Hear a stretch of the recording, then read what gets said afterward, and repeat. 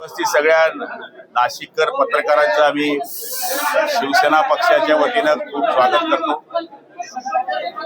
आपल्याला कल्पना आहे की मागच्या काळामध्ये आदरणीय युवा नेते एकनाथजी शिंदे साहेबांच्या आशीर्वादाने श्रीकांत शिंदे साहेबांनी या ठिकाणी महाराष्ट्रभर लोकसभेच्या माध्यमातून दौरे केले होते, पण आता जवळपास महाराष्ट्रामध्ये 100 विधानसभा मतदारसंघामध्ये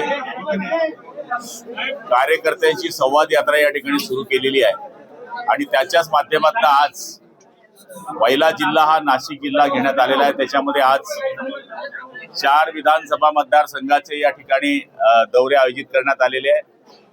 याच्यामध्ये संघटन याचबरोबर येणाऱ्या जिल्हा परिषद आणि पंचायत समितीच्या निवडणुका, BLA अशा विविध बाबतीमध्ये पक्षाच्या कार्यकर्त्यांना मार्गदर्शन करण्यात आलेलं आहे आणि मला तरी असं वाटतं की महाराष्ट्रामध्ये पुढच्या होणाऱ्या निवडणुकीच्या माध्यमातून हा दौरा आमचा या ठिकाणी आयोजित करण्यात आलेला आहे। संघटन मजबूत करण्याकरता हा दौरा आहे।